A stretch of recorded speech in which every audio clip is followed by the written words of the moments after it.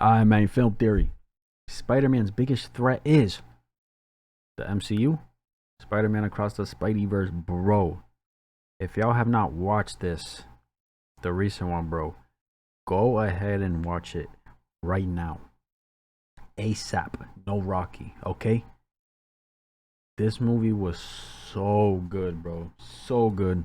You know, in a movie that's wild enough to include a T-Rex Spider-Man, a cat Spider-Man, a Lego Spider-Man, and Peter parked car the Spider-Mobile, you'd think they'd be smart enough to include literally the single best Spider-Man ever put to screen. I am, of course, talking about Spider-Man, the Japanese Sentai Spider-Man with the single best costume, a giant robot. He's also got himself a theme song that slaps.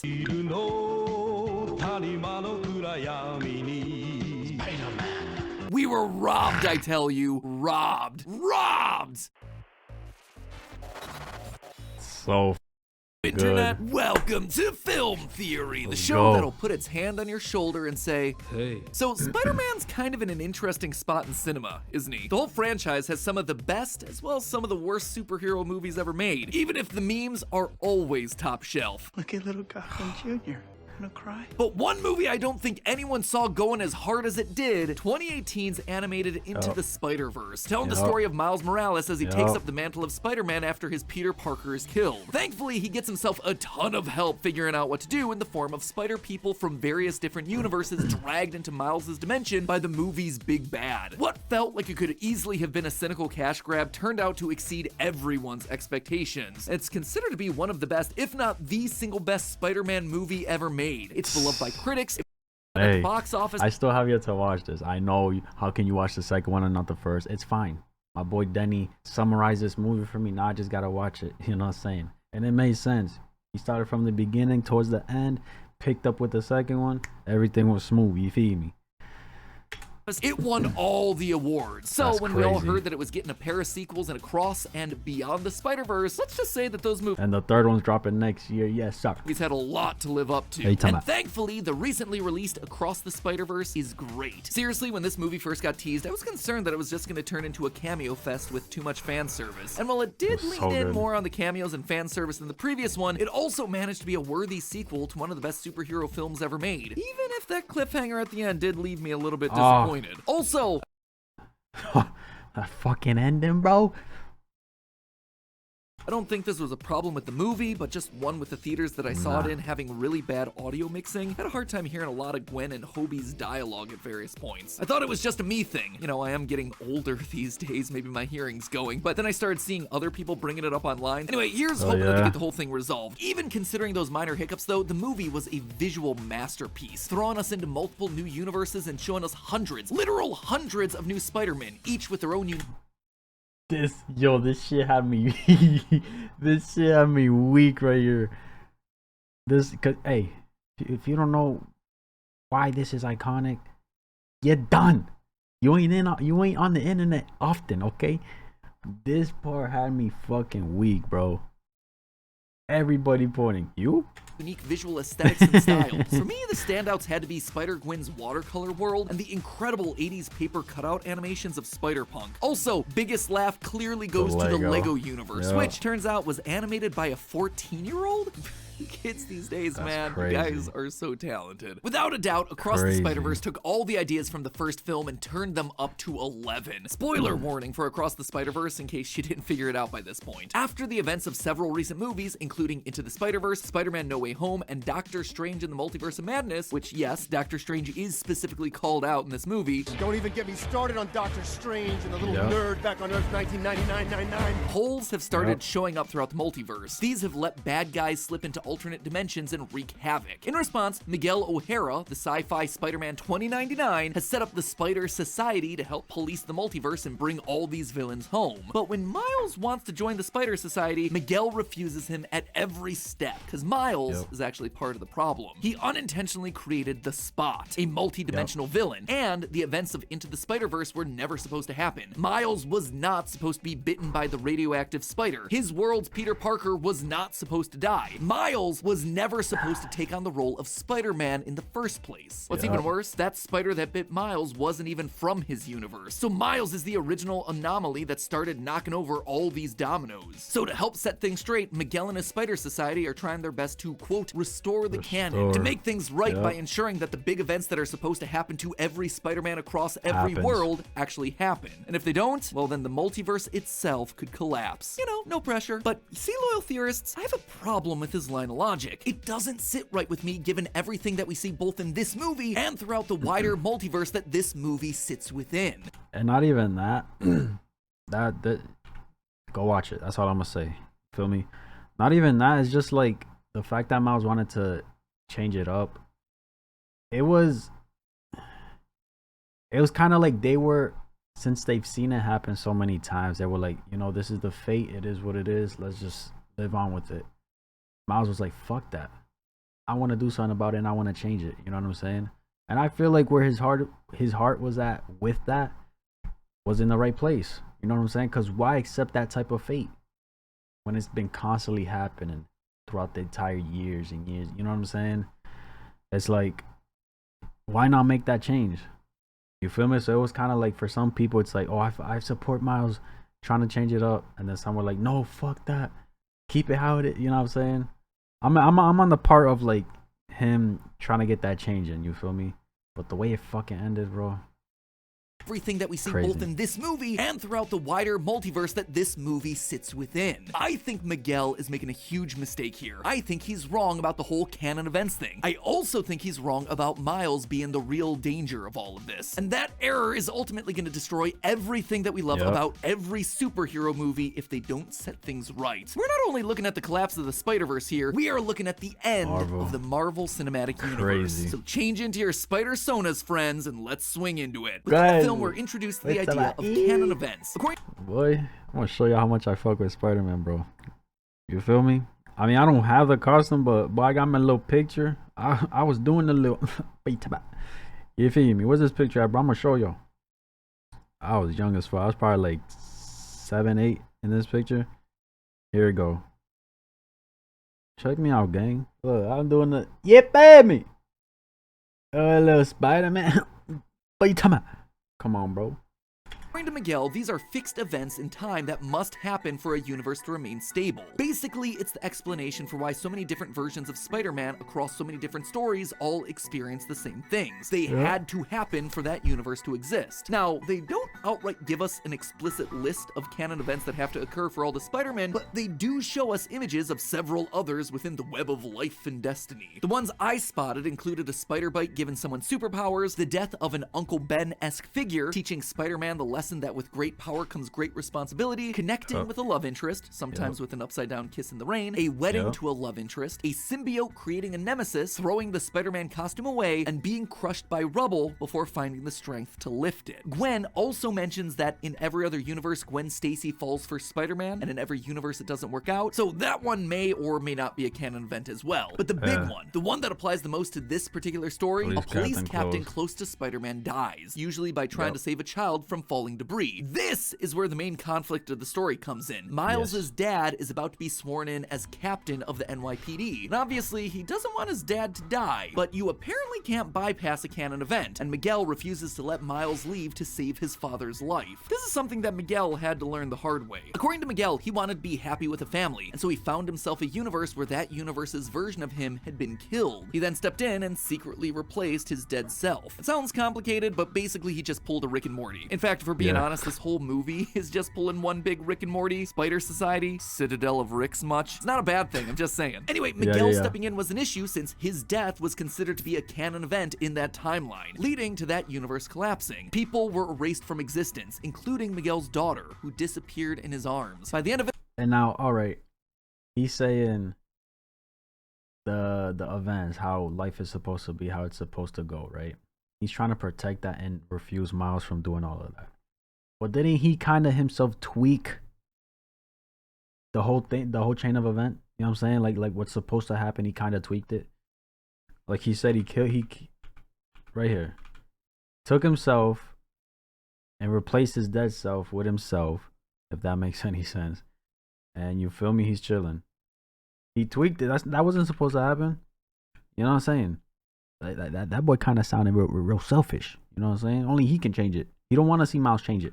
People were erased from existence, including Miguel's daughter, who disappeared at universe collapsing. People were erased from existence, including Miguel's daughter, who disappeared in his arms. By the end of it all, the universe was gone, leaving Miguel devastated and determined to make sure that it never happened again. This threat also checks out in the movie, too. As soon as Miles saves Captain Singh and Mumbattan and bypasses the canon event there, a dark hole starts swallowing up that world. All of this sets up a great conflict between Miles and Miguel for the rest of the movie. Just like Miles, we don't want his dad to die. But just like Miguel, we don't want that universe to collapse either. But here's the thing, when I really sat down and started thinking about this, because he made a point too, Miguel. He was like, you want to save one person out of a million, pretty much? You know what I'm saying? It makes sense. But Miles was like, fuck that. I do both. Save my pops and the people. The whole canon events thing, I'm not buying it. First of all, I have a lot of questions about Miguel's story here. He claims that the universe with his family collapsed because he bypassed a canon event. So, does that mean that Miguel's death was a canon event? But who then was it a canon event for? Was he the Uncle Ben or the police captain in this situation? Or was he just some random guy? Was he the Spider-Man of that world? He has the powers in the title after all. Would that then mean that Spider-Man's death is a canon event? That shouldn't be the case, since Miguel later yells at Miles for getting the Spider-Man of his world killed. And considering how much Marvel, Disney, and Sony want to milk this character until the end of time, something tells me that Spider-Man's death is not going to be a corporate-approved canon event that's going to happen all the time. Additionally, how many times has Miguel seen this actually happen? We only see the one instance, so is Miguel working with a data set of just one? That isn't enough test cases to make such a weird multiversal Big Brother organization that's okay with so many people dying. In short, it doesn't make sense, and the other canon events start falling apart too when you really look at them. Like, speaking of Miles getting his Peter Parker killed, didn't that disrupt every other canon event of Miles's universe? Shouldn't that universe have imploded? Or is that universe self-correcting around Miles? Given how much of an anomaly Miguel makes Miles out to be, that probably shouldn't be the case if Miguel is truly right in his hypothesis. Another easy example would be the symbiote attaching to someone and becoming a nemesis for Spider-Man. What's the problem here? Well, Across the Spider-Verse features a moment where the Spot briefly pops into the universe of the Tom Hardy Venom movies to steal some gum, but it doesn't seem like there's a Spider-Man in the Venom verse for Eddie Brock to butt heads with, considering Eddie doesn't react to Spider-Man being unmasked when he briefly crossed over into the MCU during the post-credit scene for Let There Be Carnage. Another example would be Spider-Man connecting with and marrying their love interest. This problem comes with the Amazing Spider-Man films, which are directly connected to this universe through a cameo with Andrew Garfield. Sure, he fell in love with Gwen Stacy in his world, but after her death, he focuses all of his time and energy into being Spider-Man, as he explains in No Way Home. You have someone? I got no time for Peter Parker stuff. That is years without a love interest, without building any sort of a relationship, without Focus a wedding, up. etc., etc. And yet, as far as we can tell, the world of the Amazing Spider-Man still hasn't collapsed nearly a decade after we last saw it. Thirdly, we gotta talk about the Uncle Ben moment. This death is supposed to be a massive world-shaking event that sets Spider-Man on his path, teaching him all about power and responsibility. Now, it doesn't literally need to be a Ben Parker who dies. For Miles, it was Uncle Aaron. For Gwen, it was her friend Peter Parker. For Miguel, it looks like it was his daughter. But here's the issue that I find with all of this. Tom Holland's Peter Parker operates as Spider-Man in the MCU for literal actual years before he eventually has his Uncle Ben moment. Just to make sure that we're all on the same page here, the writers of the MCU Spider-Man movies have stated that Uncle Ben's death in the MCU did happen, but it didn't have the same impact on Holland's Peter Parker as the others across the multiverse. Instead, the importance of this moment was shifted onto Aunt May in Spider-Man No Way Home. Now, you might be thinking, hey, it happens eventually, so we're all good, but I'm just gonna ignore the timeline here. In every other dimension that we've ever seen ever, this Uncle Ben moment happens within months, even days after he's bitten by the spider. In Across the Spider-Verse, Paviter Prabhakar has been operating as Spider-Man for just 6 months, and clearly he's already had his Uncle Ben moment. The Maguire, Garfield, and Miles Morales Spider-Man have all had their uncles die within just days of getting bit. And yet the MCU isn't on the brink of collapse because Spider-Man hasn't had his Uncle Ben moment as quickly as all the other universes. But the thing that really drove the nail into the coffin for me, one of the biggest of these so-called canon events has to be a spider biting someone and giving him powers. So that universe has a Spider-Man to begin with, right? Well, we see the spider bite as the first canon event that's explained to Miles. And yet, at the end of the movie, when we visit Earth 42, the world where Miles' spider came from, that doesn't have a Spider-Man, and it's still there. Sure, it's not in great shape. There's a lot of crime, a Sinister Six cartel that seems to be running things, massive fires throughout all of New York City, but the world itself has not collapsed. Now, I can already hear plenty of you furiously typing away in the comments. Just because these canon events haven't happened yet in these worlds doesn't mean they won't happen. And the order of the canon events doesn't necessarily need to be the same every time. And yeah, but going back to what Miguel was saying and how everything has been unfolding, it's like, or at least for the majority of all the Spider-Men, right? It's like, this is what happens. Feel me? This is gonna happen. You're gonna lose somebody. Your pops is gonna swear into being a police captain. He's gonna die. And you know what I'm saying? It's just, it was constantly happening.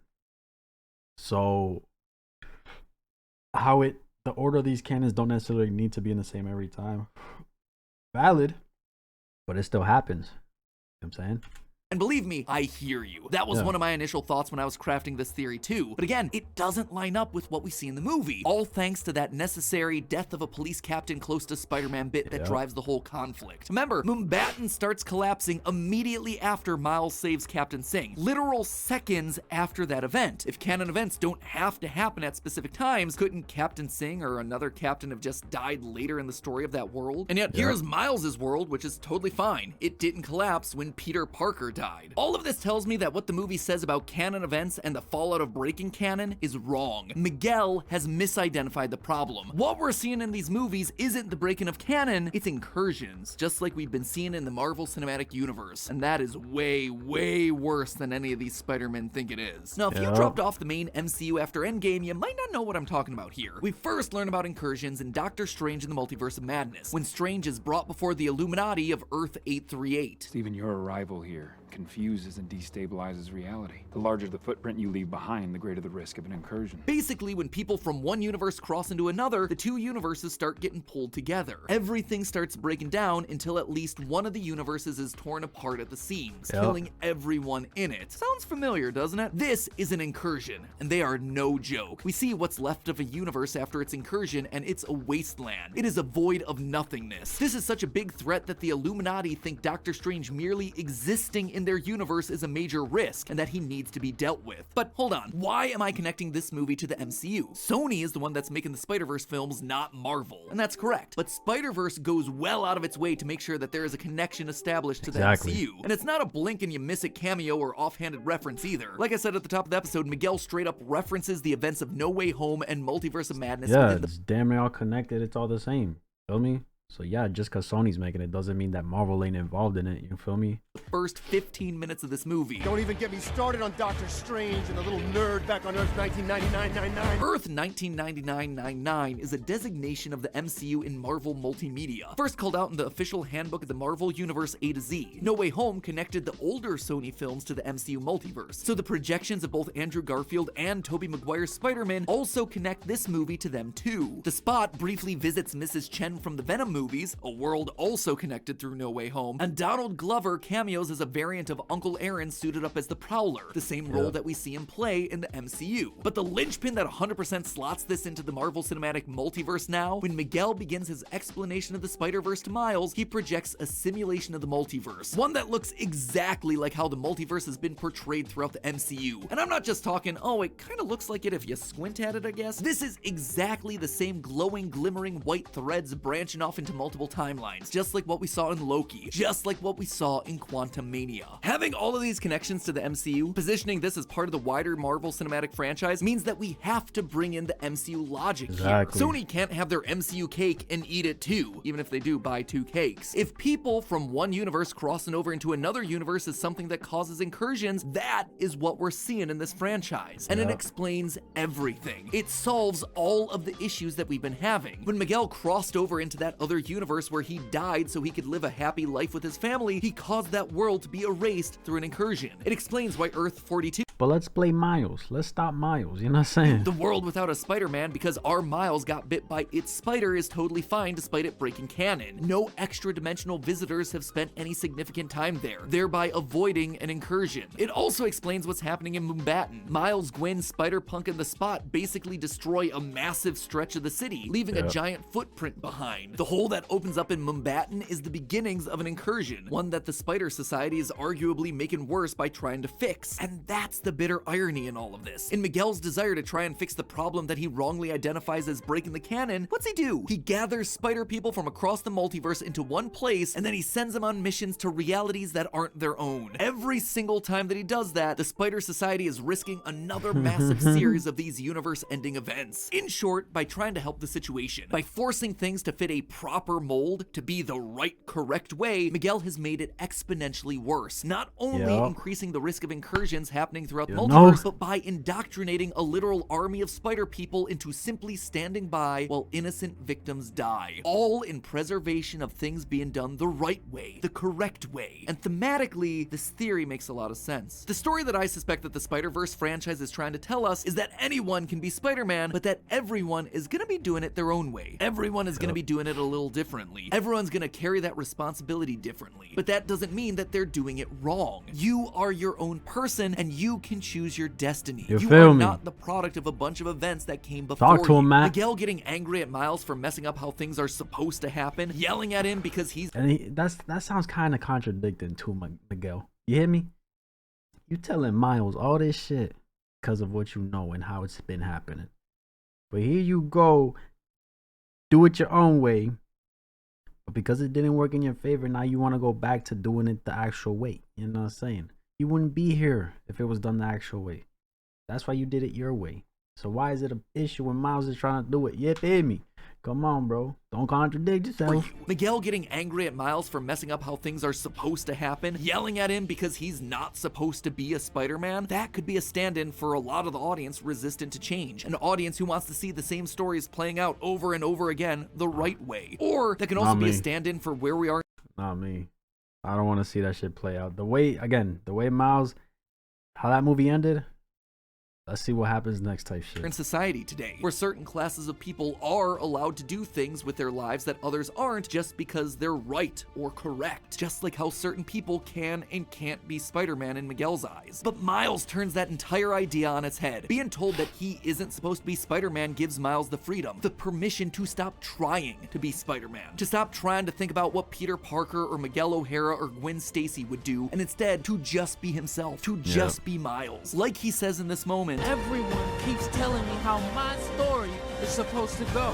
Nah, I'm gonna do my own thing. And that right there, that is the most heroic lesson that any Spider-Man across any of the universes can possibly teach. But hey, being Spider-Man has to be rough on the body, especially with that summer heat coming up. Miles, Peter, Gwen, Miguel, they all need to stay hydrated to make sure they can fight regardless of the universe that they're in. And it's never been easier to do that than with today's sponsor, Era. Oh man, let me know what y'all think, bro. For real, Matt Pazza kind of guy who can nail any innocent superhero with 37 federal charges. It's funny how people have missed up that every other Spider-Man is bit by a spider, but Miguel wasn't. He was gene sliced with one to cure a drug addiction. He's the most different Spider-Man, yet attacks Miles for not being like the other Spider-Man. Really? So that man's a fraud too. For you talk about he's a fraud and he's contradicting himself. That guy's it. What you want? Cause you see that too. No one just hearing how Matt Pat was explaining it and shit, bro. It sounds like Miguel is trying to. I mean, he does seem like the head honcho of all the Spider-Mans. You feel me? So he really wants to take a. It feels like he wants to take control of everything, bro. Everything. You know what I'm saying? I'm surprised you didn't bring up the fact that Gwen's father quits the police force, thus never making him the rank of captain. Yes, that happened too. Completely avoiding a canon event that should happen to Gwen. I can't wait for the next movie to tackle this. Yes, sorry. I forgot all about that. That happened. I'm surprised you didn't mention Gwen Stacy's dad breaking canon by quitting his job. Yo, you feel me? See, a lot of things was going against the canon events. The shit that was supposed to happen. You know what I'm saying? And yes, the movie ended on a cliffhanger, but I cannot wait for them to next year drop the new one, bro, and see how it turns out, bro. You know what I'm saying? And I agree with Miles, man. You feel me? Do your own thing. Fuck what anybody gotta say. Don't let nobody tell you how to do things. You feel me? Like, come on. Let me know what you guys thought, though. Let me know if you guys watched it. And if you did, let me know what you guys thought about the movie. That's my reaction from the majority of this video. Like, subscribe if you haven't. I'm out.